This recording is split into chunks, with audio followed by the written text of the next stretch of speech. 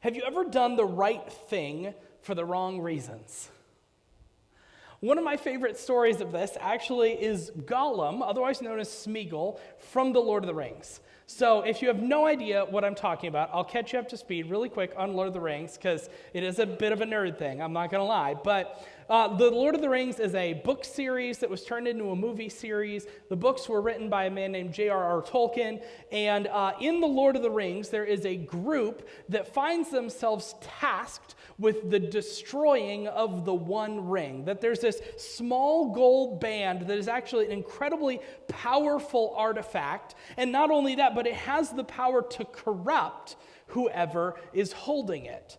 So this group is tasked with destroying it to rid the world of its evil. And one in particular, there's a hobbit named Frodo, and he is given the One Ring because, as it turns out, he's actually fairly capable of withstanding the corrupting effects of the ring. So he becomes the ring bearer, and a number of people go with him to protect him on their journey to destroy the ring. Well, eventually things go sideways, and Frodo ends up separated from the bulk of the group, and he's largely alone, and he has no guide, and he has no idea how to get to Mordor, which is where he needs to destroy the ring. And that's where Gollum comes in. He meets Gollum, and Gollum was the former owner of the ring, and he had had the ring for hundreds of years. And during that time, it twisted his mind and his body until he became unrecognizable. Basically, this small, pitiable creature that was consumed with only one thought: getting the ring back. That's all he craved anymore, was to return the ring to his possession. Well, despite this being pretty obvious from the get-go, Frodo needs a guide, and Gollum can actually guide them to where they need to go. So they come to an agreement, and Gollum agrees to be their guide. But their motivations are completely different, right? Frodo, he wants to destroy the ring so the world can be rid of its evil, and Gollum just wants the ring back. That's all he desires. So it creates an interesting bit of conflict for the character throughout the series, because at the end of the day, and spoiler alert, the ring gets destroyed, but at the end of the day, their mission would not have been a success without Gollum. There's no way Frodo would have found his way to Mount Doom in Mordor to destroy the ring without Gollum's help. But that's the exact opposite of what his motivation was, right? He ended up doing the right thing, but he did it for all the wrong reasons. And the same sometimes can be true of us, that we can do the right things, but we need to be wary of doing them for the wrong reasons. And so today, as we continue to talk about generosity, I want us to have a bit of a check on our motivations. What drives us, what motivates us to be generous people? So we're in this series, A Generous Life, where we're spending a few weeks talking about generosity. And last week we recognized a couple of things right out the gate. First off, we talked about how generosity is more than money. Right? When we talk about generosity, we're often talking about finances, but you can be generous with more than money. You can be generous with your time. You can be generous with your energy. You can be generous with your knowledge. You can be generous with your skills and abilities, right? We're talking about holistic generosity, not just finances. And so there might be at times an emphasis in this series on finances, but we're talking about holistic generosity, leading lives that are marked by generosity. And second, I want to recognize that unfortunately the church, not this church necessarily, but particularly the American church, has earned a reputation that the church only wants my money. Right? And so we acknowledged last week that we're not talking about this because there's a giving problem at Hub City Church and I'm trying a sneaky but not so sneaky way to get more money out of you. Right? That's not the motivation. The motivation is that we're talking about how when it comes to generosity, the reward is great. And not more money, but the impact that we can have on other people. The impact being generous can have on our own souls. And so last week we started off with a definition that generosity, if you're a note taker, here's your first fill in the blank. Generosity is a willingness to give above what is expected. That wherever there is an expectation, generosity is going above and beyond. It's giving more money than they were expecting. It's giving more time than they were expecting. That is being generous. And so last week we talked about God's generosity toward us. And how God's generosity, that generosity is one of God's attributes, and that his generosity forms the foundation where we can learn how to be generous and kind. If you missed out on that message, I'd encourage you to go to our website, hubcity.church/watch, click on the A Generous Life graphic, and all of our messages from all of our series are there, so you can get caught up online. But for today, we're going to dive into Mark chapter 12, starting in verse 41. Chapter 12, starting in verse 41. If you have the YouVersion Bible app on your phone or you have a paper Bible, I'd encourage you to turn there. You'll have a minute before we dive in just a little bit. So in this passage that we're about to read together, we're going to witness one of the most incredible acts of generosity in all the Bible. In fact, it's such a great act of generosity that Jesus himself has to call it out, despite the fact that no one else even seemed to notice.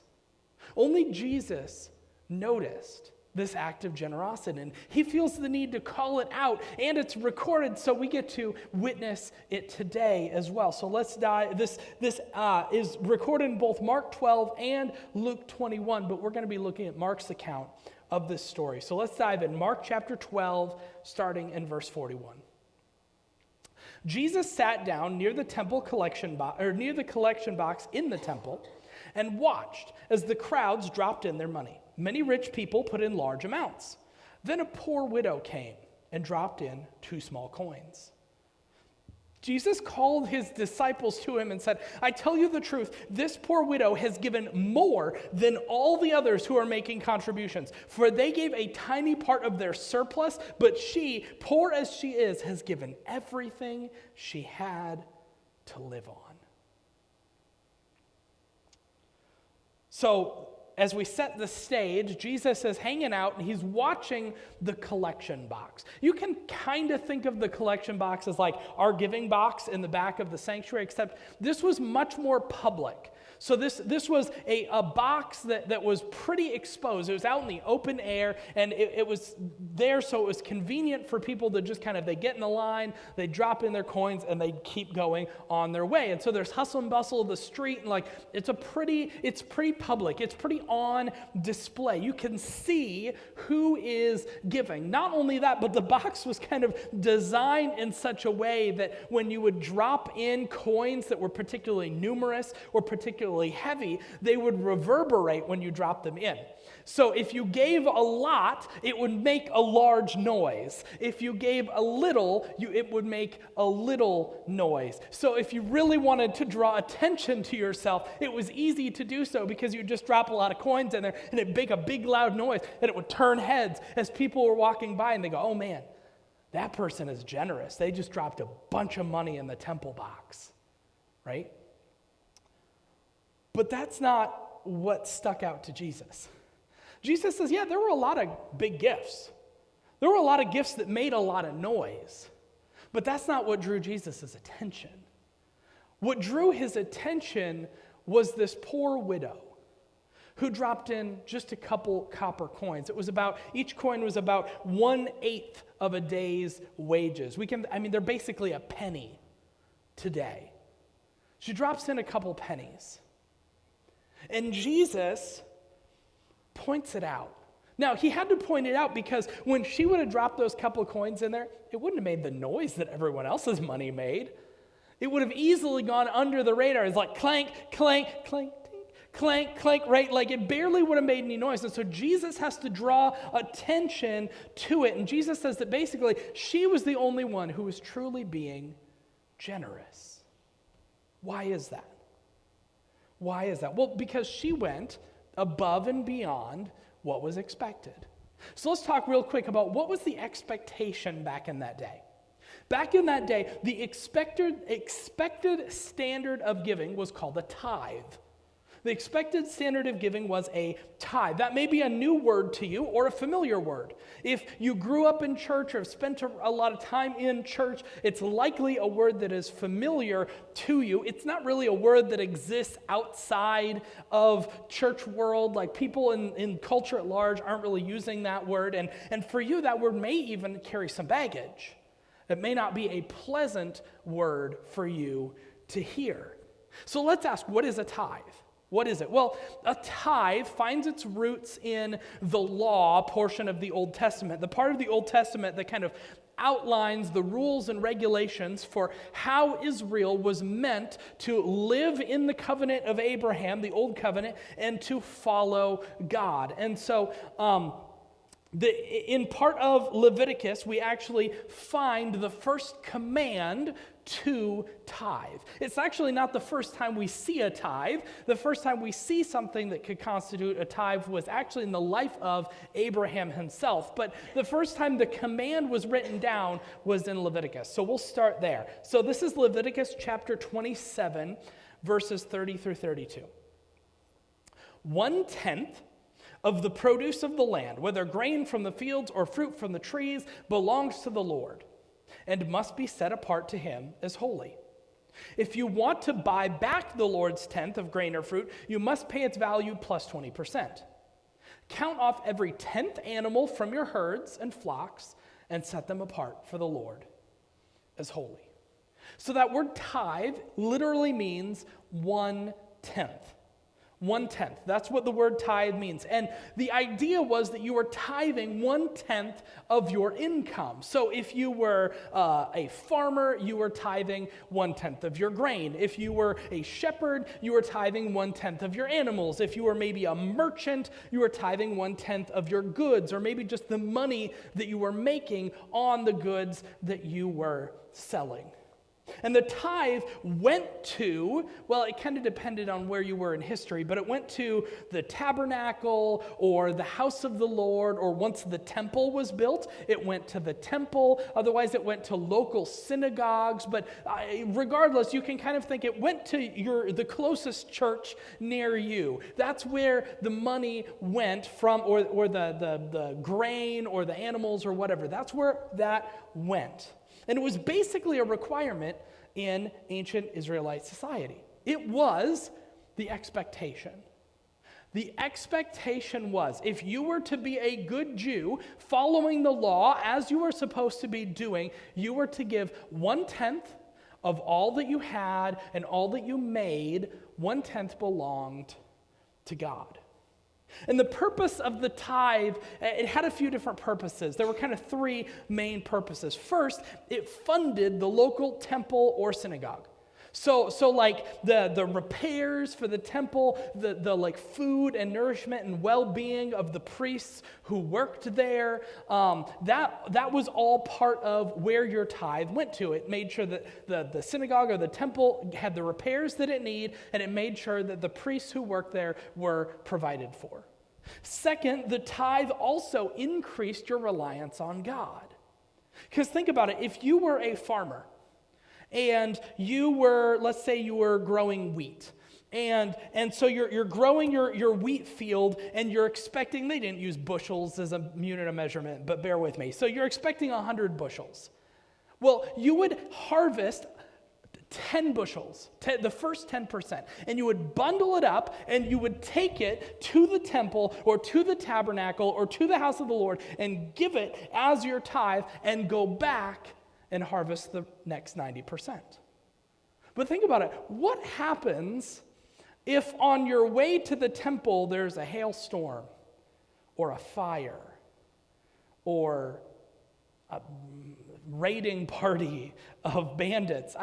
What happens if something happens to the rest of your livelihood it increased your reliance on God, that you are trusting God, even as you took away the first 10%, that he would provide the rest. Finally, it recognized the truth that we talked about last week, that our stuff doesn't belong to us. Our stuff isn't ours, it's not mine, it's God's. It belongs to him. And it wasn't so much that, well, I'm going to tithe of my stuff 10% back to God. It was God saying, I'm going to keep 10% and I'm going to let you have 90% because it belongs to me anyway. So Jesus enters into this conversation around tithing, which again would have been a cultural staple of the day. The whole reason there's a collection boxes, the whole reason there's a line is people are lining up to give their tithe. That's the whole reason that this whole thing exists. But as he points out this poor widow, he shares a few things that matter to us today. First off, all of the people who are lining up and who are giving these large amounts, they were giving what was expected. They were giving their tithe, but she was the one who was generous because she went above and beyond what was expected. She didn't just give 10%.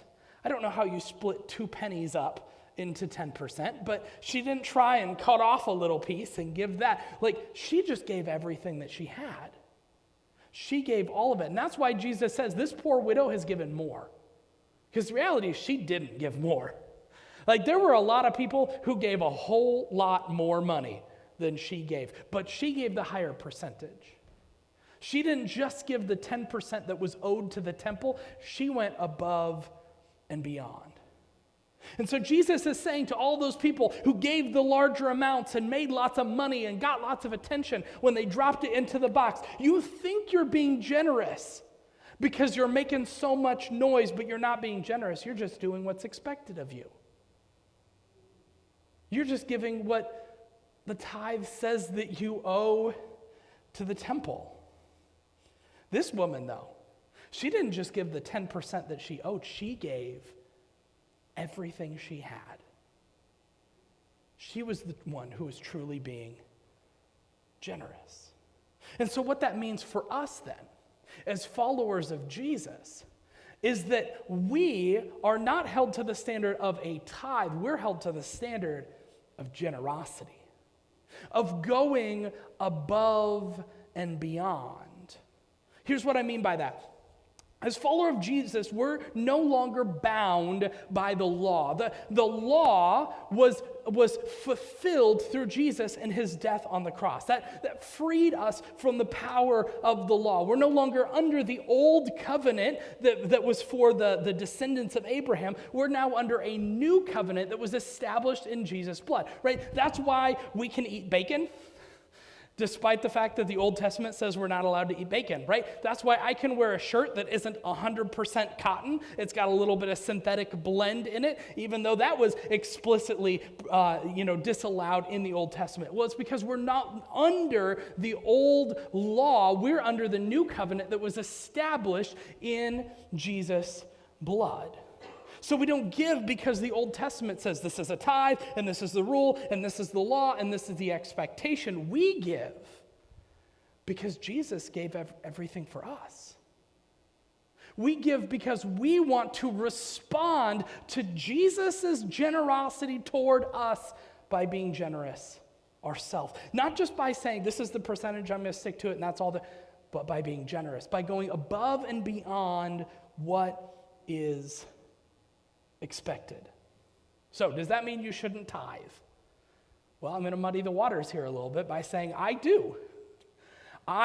Chelsea and I, since we've been married, we've been pretty faithful that 10% of everything that we make, whether that's our main job, side hustle, whatever it is, 10% of anything that we make goes to the local church where we are serving. That was the case when we were first married and we made no money. That was the case when she got a really, really nice job, and for 9 months she was my sugar mama.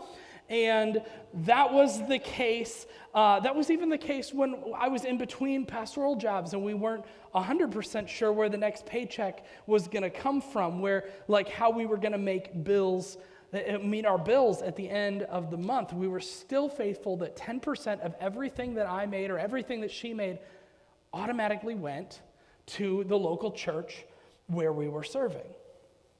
But here's the thing, we don't do it because we're bound by the law, and the law says we have to tithe, and so that's why we're tithing. We do it for a number of reasons. We do it first because God has been generous to us, and we want to respond to God's generosity by being generous ourselves. Not only that, but we believe in the mission and vision of Hub City Church. And so we want to be invested in what we feel like God is doing and what God will be doing through the ministry of Hub City Church. And so we want to invest in that, not only our time, but our finances as well. And so that is why we give. Not because the law demands it, not because the law expects it or requires it, but because God has been generous to us. And we want to respond in generosity. See, here's why Jesus is changing the conversation through this example. He's bringing us back to the heart of the issue. Because just before this, earlier in Mark chapter 12, right before this actually, he was criticizing the religious rulers. And he was criticizing them about their hypocrisy. And one of the things he would frequently talk about was their giving. Because the Pharisees, they were meticulous in their tithing. I've talked in a previous message about how they would tithe on their spices. So they'd have little tiny dill seeds, and they would, count them up maybe, and okay, I have 110 dill seeds, so I need to separate out 11 of them, and those belong to the temple. They were meticulous in their tithing, and yet they'd missed the point. Jesus is saying, you've gotten so worked up on a particular percentage, you've gotten so focused on how to give, you've missed the more important question, why? You've missed why you should be generous. See, your motivation for generosity matters more than your method. Your motivation for generosity matters more than the method. We could talk all day about how to give. We could really get in the weeds and we could talk about, okay, as Christians, are we held to the tithe or are we not held to the tithe? If we do the tithe, does all of that tithe, do we tithe off the gross income before taxes, or do we tithe over the net income after taxes? If we're held to the tithe, does the whole tithe belong to the local church, or can it be spread over different individuals and different organizations? If we wanted to, we could really get in the weeds. And there's merit to all those questions. And there's a good conversation to be had around all those questions, but Jesus is asking us a deeper question than how. Jesus is asking us why. He asks the same question in his masterclass sermon, the Sermon on the Mount. I want to read a small portion of that. This is Matthew chapter 6, verse 1 through 4. You'll recognize some of the language. Watch out. Don't do your good deeds publicly to be admired by others, for you will lose the reward from your Father in heaven. When you give to someone in need, don't do as the hypocrites do, blowing trumpets in the synagogues and streets to call attention to their acts of charity. I tell you the truth, they have received all the reward they will ever get. But when you give to someone in need, don't let your left hand know what your right hand is doing. Give your gifts in private, and your Father who sees everything will reward you. See, we need to check our motivations. And this applies to every time you do something generous. This is more than finances. This is about being generous with our time and our energy and our knowledge and our skills and abilities. This is every area. Whenever we're being generous, we have to ask ourselves a couple questions. First off, we have to ask, who are you doing it for? Who are you doing it for? Because Jesus says your Father, other translations say your Father in heaven, sees everything. He sees what you are doing. So you have to ask yourself, who am I doing this for? Because you can do something generous, like Gollum in The Lord of the Rings. You can do the right thing, but you have to ask yourself, who are you doing it for? Are you doing it for yourself? Are you doing it to feel better about yourself? You're having a bad day and giving someone a little bit of money makes you feel better. And that was the whole reason that you did it. You just wanted to feel a little bit better about yourself? Are you doing it for others? Are you doing it solely for the purpose of other people? You want other people to be impressed. You want other people to think well of you. You want to gain influence with the people around you by being generous. Right? It's the classic example of, maybe there's a group of you and like a kid with a bucket shows up, right? And they're donating to, I don't know, some kind of cause, right? And it's like, well, that friend gave and that friend gave and that friend gave and now it's your turn. And in that moment, you have to decide why you're going to give and who are you actually doing it for? Are you doing it to fit in with everybody else? Or are you doing it for a reason that's deeper than that? Are you doing it for God? Are you being generous for God because it's His approval that you're actually seeking? That you're trying to emulate His Son Jesus. And that's who you're doing it for. We have to ask ourselves these hard, heart-searching, soul-searching questions so that we can better understand our motivations. We also have to ask, what are you expecting to receive? What are you expecting to receive? See, Jesus sets up two rewards. The first reward is for the people who drew all kinds of attention to what they were doing, because clearly they weren't doing it for God. They were doing it for the approval of other people. That's the who that they were doing it for. And so, they got out the cymbals and the trumpets, and they wanted to bring as much attention to their act of generosity, to their act of charity as they possibly could, so that maybe a couple of people that will raise their eyebrows slightly or give them a pat on the back. And Jesus says that eyebrow raise and that pat on the back, that's the end of the reward. That's all they get. Because their motivation was to get the approval of other people, so a little pat on the back, that's what they get. Meanwhile, the people who are doing it for God's glory, who are doing it in secret, they're not doing it for the public acclaim and the public praise. They're simply doing it for the audience of one. They're simply doing it for God. There is an eternal reward because that act had eternal value. So you have to ask yourself, what are you hoping to receive by being generous? A little over a month ago, we did our gas buy down. Right? And many of you, Hub City showed up in force at that. And so if you were one of the people who came and helped and served at that, thank you so much for being willing to do that. Like when I talked to the people at the folks at the gas station afterward, they're like, you said you were a small church, but your people showed up. Like they were very impressed by how many people came to help. So, for that 2 hours, we offered 50 cents off a gallon of gas as people would pull up. We're just saying, hey, we're Hub City Church, and we're just doing this to show you the love of Jesus, no strings attached. And if you were there, chances are you got asked the question. Chances are you got asked a question more than once. And I was asked this question. I heard from many of you that you were asked this question. The question was, what's the catch? What's the catch? In fact, some people were too nervous to come all the way up to the pumps to ask that question, so they stopped at the people who were holding the signs out by the road so that they could ask that question in the safety of not standing next to a gas pump. And then once they got the answer, then they came around and actually got some gas. That question showed up so often, what's the catch? Because they were sure, all right, I'll take the 50 cents or whatever. Now, hand me your pamphlet. Give me your prepared speech. Do I need to sign something? Is there a timeshare I need to invest in? What's the catch? And it was fun to tell them, no catch. Enjoy the cheaper gas and drive away. There is no catch. We're just doing it to show you the love of Jesus, no strings attached. But it threw them off.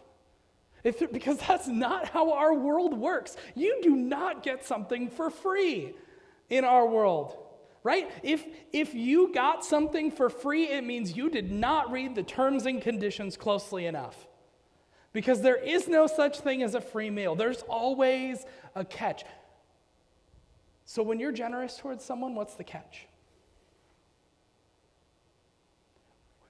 When you display an act of charity, when you give to the church, when you give to someone in need, what's the catch?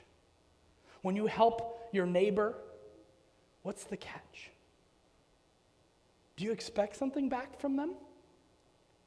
Because it's pretty common in our culture that, yeah, I'm going to go help my neighbor Andy with raking some leaves or whatever, but when I need to borrow his nice shovel when it snows, he better say yes, right? That's a catch. You didn't go and rake his leaves out of the goodness of your heart. You did it so you could borrow his shovel once it snows. What's the catch? Are you doing it so other people will take notice of you and think well of you? Or are you doing it because you expect nothing in return? You're expecting your reward to come from God, not from them. Because there are a lot of good reasons to be generous. There are a lot of good reasons to be. You can look good to other people. You can claim it on your taxes. I don't know if you knew that. When you give money away, you can claim some of it. I'm not going to get into the details. You can claim some of it on your taxes. Study after study has shown that being generous can reduce stress, improve physical health, fight depression. It can even increase your lifespan. But those aren't the best motivation. The best motivation is that we're trying to be more like our Heavenly Father. We're trying to walk in the footsteps of Jesus, who was generous up to the point of death on a cross. That's our motivation for generosity. Not for attention, not to feel good about ourselves, although those may be the byproduct. But our motivation is to follow in the footsteps of God, to be more like Jesus, because he has been generous to us. So a couple questions for us, and then we'll get to the action step that I talked about last week. So a couple questions to think about. What has been your relationship with the tithe, and how might it have changed? My hope is, I know we didn't spend a lot of time on that. My hope is that I did not muddy the waters for you. If you left that portion of the message feeling more confused than you went in, please come talk to me, shoot me a text, whatever. I'd love to talk about it a little bit more with you. My goal was to not increase our confusion. My goal is to simply draw our attention to the fact that the method is less important than the motivation. Because we could get in the weeds about this is the right way to do it and this is the wrong way to do it, but instead, can we have our core driving motivation be generosity? Because God has been generous to us. And then, what is your motivation for generosity? That's a simple question, but it is a hard question. That is a soul-searching, heart-searching question. What truly is your motivation? When you are generous, when you give to Hub City Church, when you give to other organizations in need, when you help out your neighbor, when you help out a family member, what is your motivation? What is driving you to do that? And are your motives pure? Because then that begs the question, what should it be? When we have the opportunity to be generous, and I hope you take advantage of it, when we have the opportunity to be generous, what should your motivation be? All right, so here's our action step. I built this up last week a little bit, if you weren't here. Last week I said, hey, there's going to be an opportunity today after church to be generous with a little bit of time and a little bit of money, and that it had absolutely nothing to do with giving to the church. And that's where I left it, okay? So here, it's really simple, but I think it could be really profound. So here is your action step. After service, I want you to go out to eat. And when you do, go tip your waiter or waitress really well. That's it. But here's why. Here's the motivation, okay? If you have worked in food service, you know this. If you have friends who've worked in food service, you know this. If you don't have those things, you may not be aware. Church people do not have a great reputation among the Sunday lunch waiting staff. Because unfortunately, there's something about church people who are dressed to the nines and just spent an hour singing about Jesus and listening to the Bible, who go over to Perkins, and I know Perkins is closed, but they go over to Perkins and they yell at their waiter because there wasn't enough salt on the table. This is a real thing. It's way too frequent. I don't know how prevalent it is in Aberdeen, to be honest, but I know it's a thing. I know that church people have a bad reputation among the Sunday lunch waiting staff. And so I want to try and reverse that a little bit. So here's my 3 things, okay? Go out to eat, tip really well. What that means to you, I'll let you decide. But tip to the point where they go, oh, right? We're about being generous. We're about going above what they expect. Not what you expect to give them, but what they are expecting, exceed that to the best of your ability. So go be generous. And by the way, this isn't dependent upon how well they do serving you. This is about being generous regardless of the service that you received. So go be generous. Second, ask if you can pray for them. And if that's sending off alarm bells, simply check in with them and ask them how they're doing. How can I pray for you? Can I pray for you right now? Or just, hey, how are you doing? That doesn't usually happen. And then finally, be open to what God can do through this.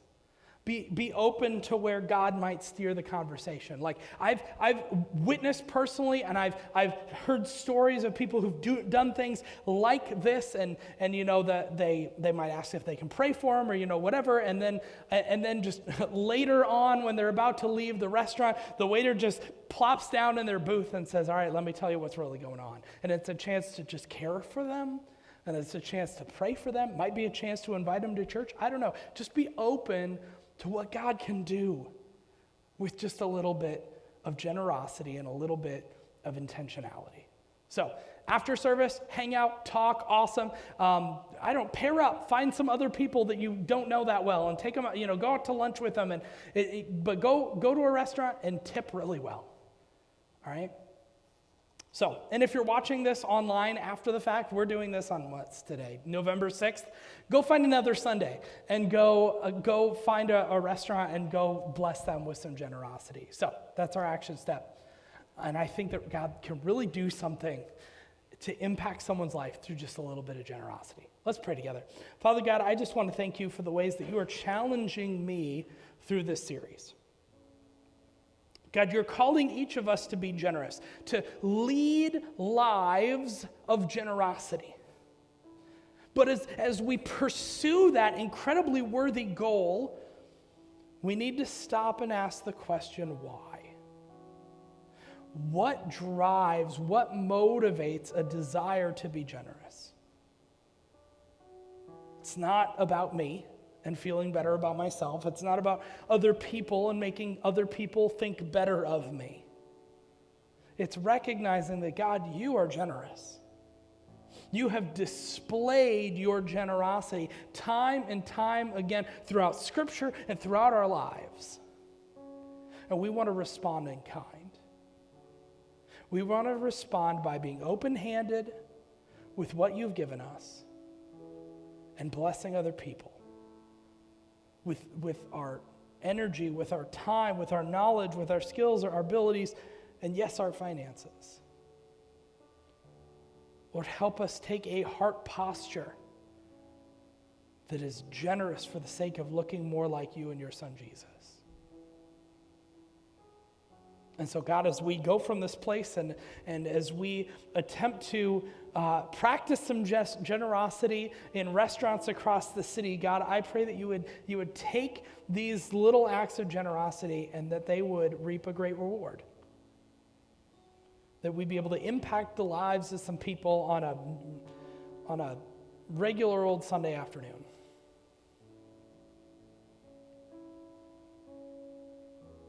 Because I believe that you can do a lot with a little.